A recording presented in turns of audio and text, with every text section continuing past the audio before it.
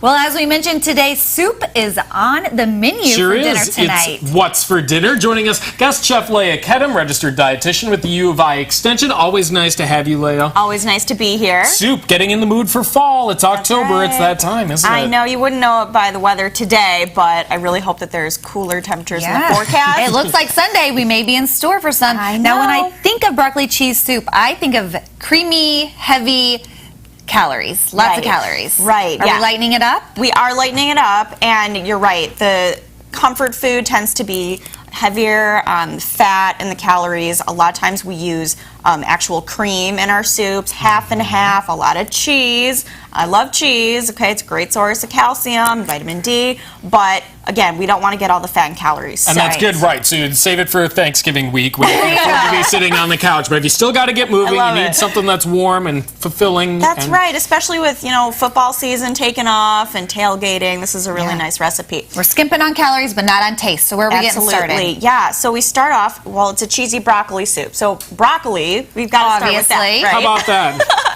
Yeah, and this recipe calls for frozen broccoli. You have to think about the application that you're using the vegetable in. Okay, so we don't really need fresh broccoli because we're putting it in a soup. We're not eating it fresh out of hand like that. So frozen is great.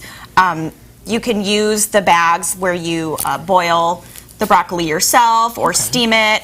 Or you can use those steamable microwave bags, which I love. They're super cheap. Super easy, too. Super easy. That's the key. So it has to be cooked when you put it in your soup, or you can't just get your broth going and then dump it in frozen? You could do that. That's another way is to reserve some of the cooking liquid and put it back into the soup later and kind of cook your broccoli during the process. But we're going already cooked. We're starting, it's already steamed, ready to go. Okay. Okay, so that's just some steamed broccoli there. Make sure that when you're getting your frozen broccoli that it's plain.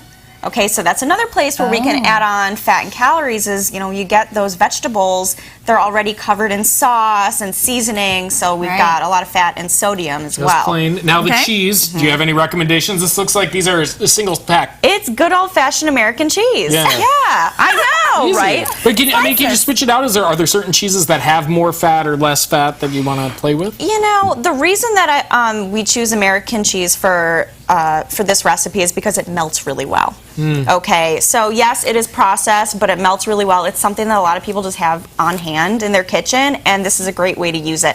I do recommend that people go for the reduced fat as opposed to the fat-free, because that doesn't typically melt very well. It can get kind of gooey and rubbery. So reduced fat American cheese, plain steamed broccoli, those are kind of our main ingredients. Okay. So what's the cost here that we're looking at with this meal if people are on a budget? It's super cheap, literally about 40 cents per serving. Wow. Nice. Yeah. That is very affordable. Really cheap. Of course, we'll bump it up with some additional sides, so we've got a full meal. But that's pretty inexpensive, something that we can include in the menu. Okay, well, we're going to let you get started on it. You're hanging out with us. We actually have this recipe shared on SayLiving.tv right now. If you're thinking of something yummy to fix for supper tonight, well, there it is posted for you. Couple good ideas. I know. It kind of gets you in that mood, that fall mood. Yeah.